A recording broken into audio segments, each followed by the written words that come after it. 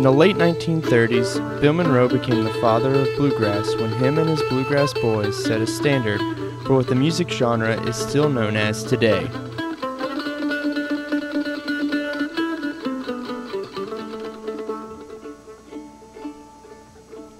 I am a poor wayfaring stranger traveling through. Bill Monroe was also known for making the mandolin a commodity for bluegrass music.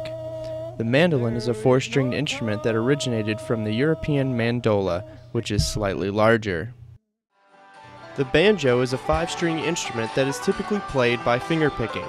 Banjo was created by the griots of Africa and was originally a three-string gourd called a banjar or hallam, which means made from gourd. The guitar was made famous in bluegrass by the Carter family, more specifically Maybelle Carter, who is known for her unique style that became known as the Carter Scratch. The bass, otherwise known as the stand-up bass, double bass, or doghouse bass, originated as the European bass violin. The dobro, named after the California Dopria brothers, means good in Slavic and was popularized by Flat and Scruggs. The fiddle, similar to the violin, became unique when players began playing two strings simultaneously. Bluegrass was also known as mountain music based off the simple day-to-day lifestyles in the hills. These small communities made instruments out of household items such as washboards and spoons. Many families relied on bluegrass as their main form of entertainment that became known as front porch music. Bluegrass festivals became popular in the Carolinas closer to the mountains in cities such as Asheville and Durham, North Carolina, and Greenville, Spartanburg, and Pickens, South Carolina. However, there's a strong and unique bluegrass presence in Columbia, a unique place called Bill's Pickin' Parlor. One of the big differences between, let's say, a pop concert or even a big country music concert, which we got coming here pretty soon. Do you take your instrument? No, you don't. Bluegrass, you do. The banjo, three-finger, I mean, that's not an easy instrument. We got a guy that comes down, he's national champion. This guy's unbelievable. There's a mandolin player that comes down there, same thing. There's a lot of good talent. But point being is, these people in bluegrass as a culture is down to just personal. It's really personal. People enjoy it.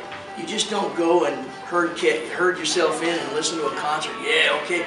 Take your instrument with you. You can enjoy it.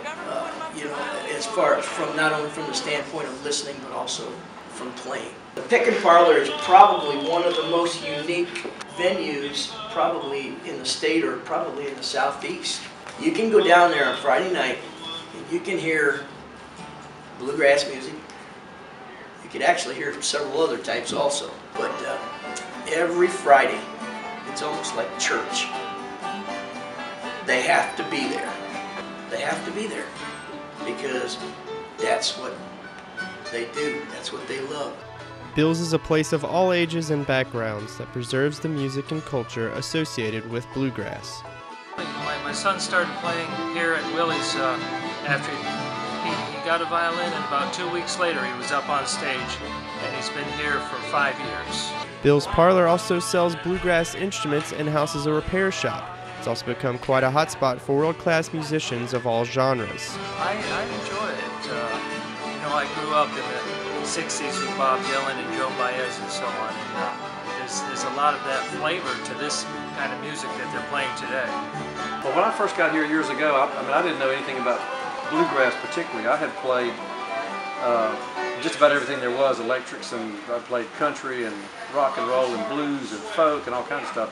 And I got here, and man, it was hard just to play rhythm guitar to this stuff. You know, I said, gosh, these people are the heck.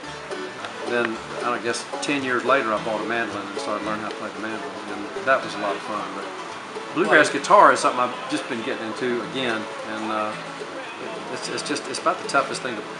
I had a guy come down here. He was a rock guitar player, and he walked in here. And he was listening to these guys play bluegrass flat picking guitar, and he said, man, sometimes you realize how little you know about playing the guitar until you see these bluegrass guys. And they can play like nobody else. These musicians can owe this unique location to its founder, Bill Wells, who is memorialized throughout the venue. They often commemorate what he did for the bluegrass culture by keeping it alive.